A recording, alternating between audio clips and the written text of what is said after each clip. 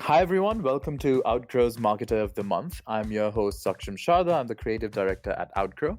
And for this month, we are going to interview Nat Eliason, who is the founder and CEO of growthmachine.com. So Nat, we're going to start with a rapid fire round just to break the ice. Try to keep your Great. answers to one word or one sentence only. Okay. What's your middle name? Kaiser. Kaiser, like Caesar Kaiser. Okay. Yep, How long does exactly. it take you to get how long does it take you to get ready in the mornings? I guess it depends on what you mean by ready. Oh, I have to be quick. 5 minutes. Oh, 5 minutes. That's not fair. That's not true. Okay, how long does it take you to get ready for morning at work when you're actually going somewhere for work? Well, I work from home, so 5 minutes. Oh, wait, okay. Pick one, Neil Patel or Gary Vaynerchuk. Oh, can I pick neither? No, you can't. How I guess else I'll are we pick gonna Patel create then. controversy? Did you pick one yet? Oh yeah, I guess I'll pick Patel then. Okay, Neil Patel. How many cups of coffee do you drink per day? 1 to 2. I'm more of a tea guy. Okay, yeah, well, okay, I can see why. Cup and leaf might be the answer. Okay, which country will be the superpower of the 21st century? Hmm. China? China, okay. How many hours of sleep can you survive on? Survive? Mhm. 4.5? Okay. One thing that your wife or partner finds the most annoying about you. If it's not in my Asana or to-do list, she has to ask me to do it like 10 times. Okay. Uh, Andrew Yang or Bernie Sanders? Oh, Yang, all the way. Oh my God, everyone just picks Yang. Every tech founder. Okay, what does a person need to be happy? Hmm.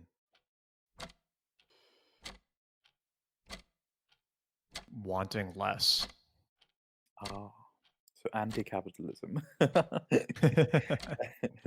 All right, okay. So now I'll move on to the bigger questions. The first one is kind of a curveball. It's what's a strategy about Pinterest that most people think is true, but you think is bullshit? Oh, that's interesting. I'm not really the Pinterest expert in our company.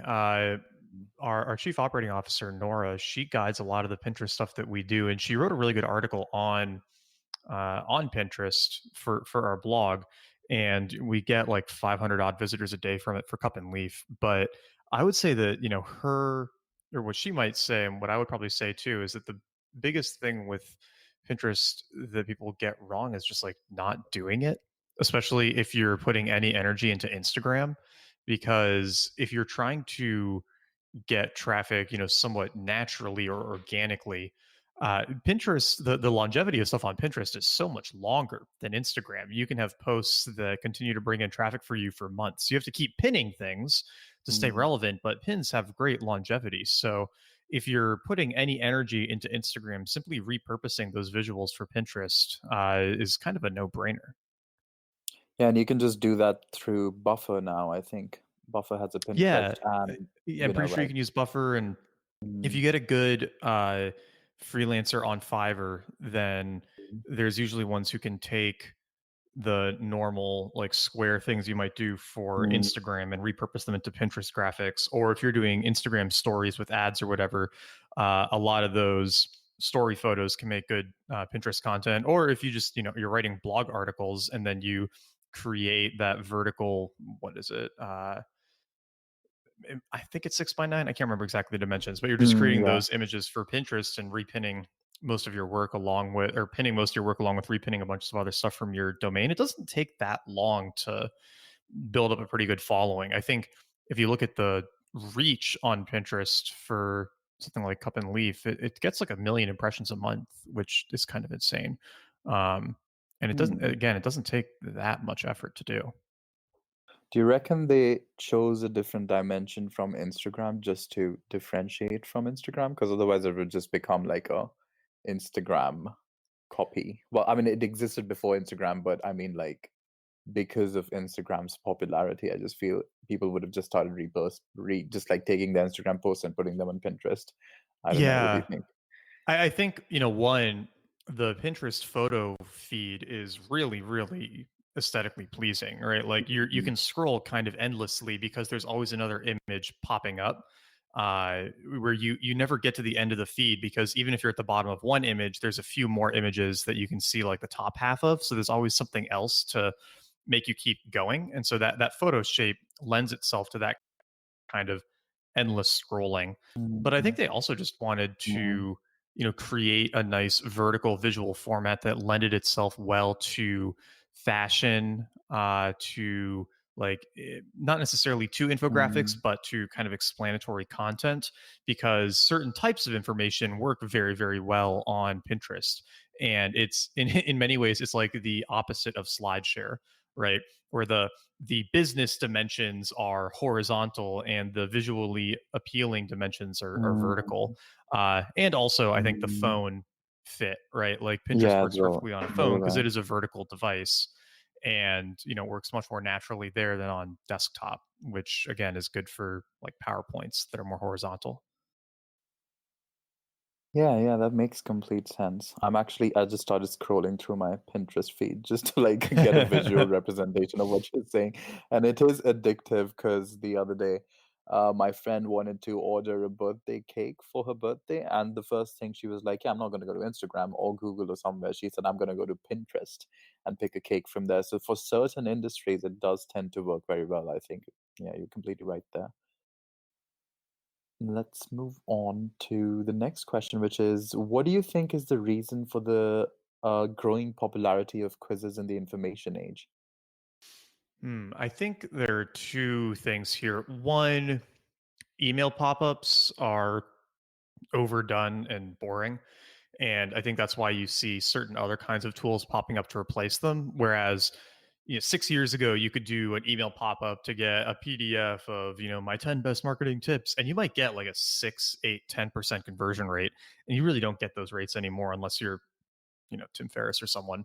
So Mm, people have had to find other ways to entice people to give them their email address. And one on Shopify stores that everyone's probably seen is that like spinning wheel where you've got a chance mm, to win $100 gift card or whatever. And in most mm, cases, you don't really win anything, but they've already got your email, and so they can follow up with you that way.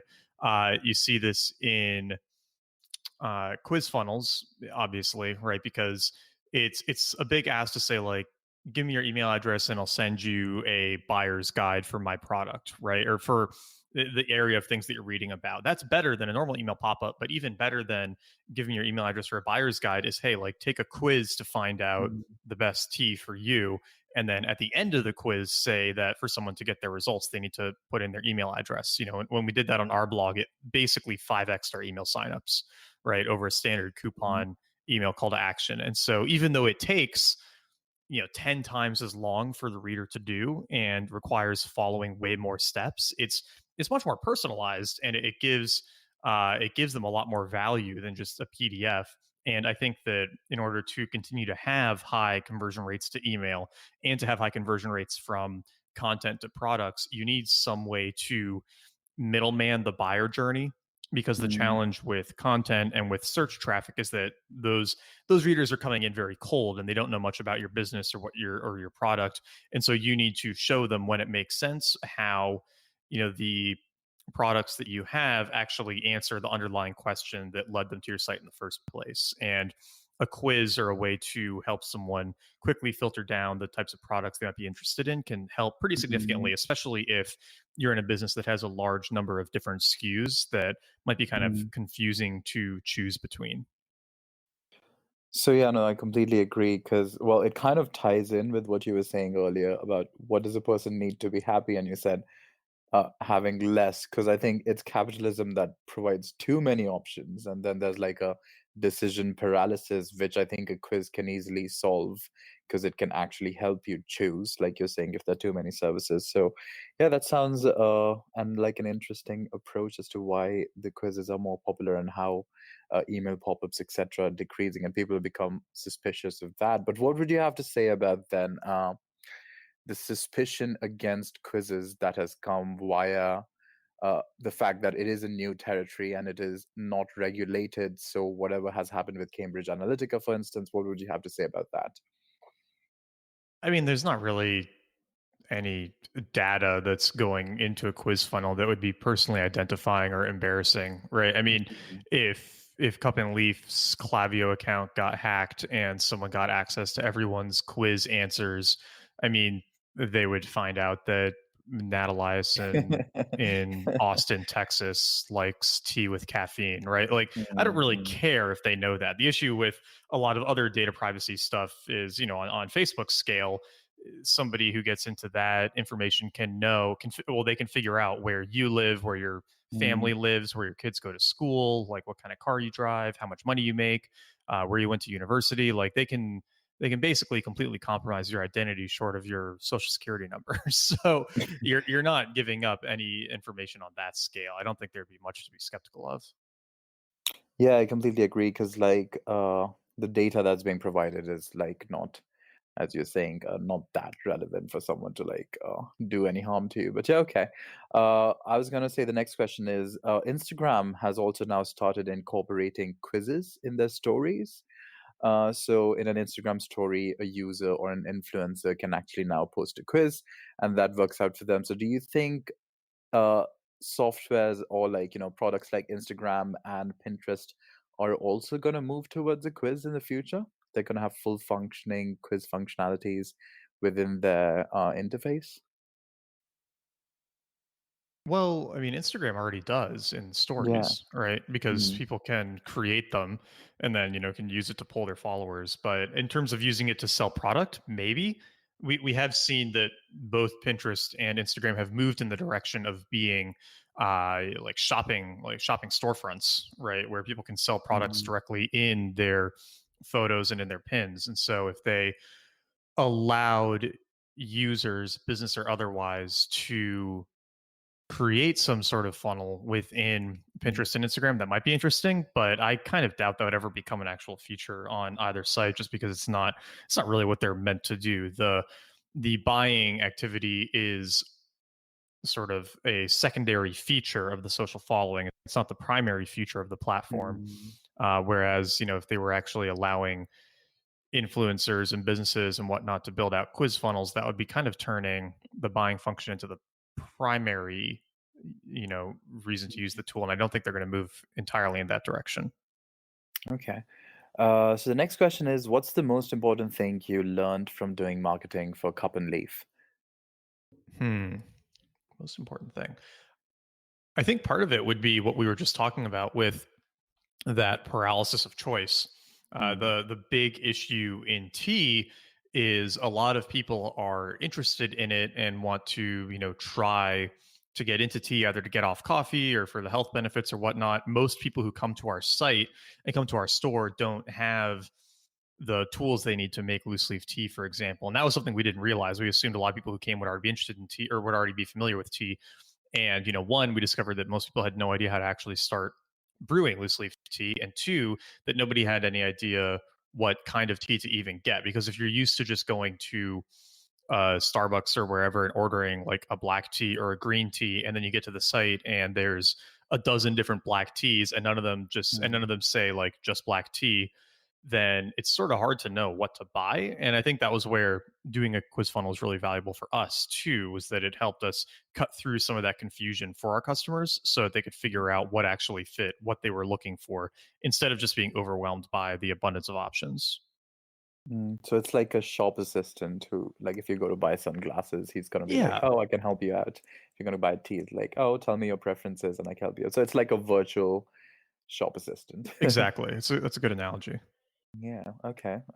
So in at Outgrow, in addition to quizzes, because like we also like the software Outgrow provides allows people to make quizzes without developers. We also like have other kinds of interactive content like calculators, tests, polls, e-commerce recommendations, which is really like a shop assistant, and then chatbots, forms, and contests. So, what other forms of interactive content would you recommend to your audience in addition to a quiz? Like keeping in mind this whole discussion we've had about the information age and everything, what other kinds of interactive content do you think would provide engagement?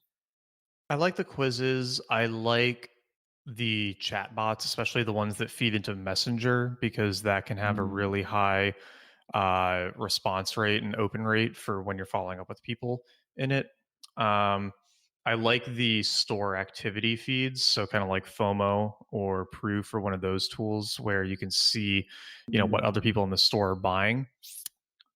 I think those are the big ones. I mhm. generally dislike the really aggressive email pop-ups, the full screen takeovers, all of those. They have their time and place. They can be effective, but some of these Mm, more conversational, more helpful tools like you're talking about, I think just one, they convert better, and two, they create a better experience for the end user than just being aggressive with pop-ups.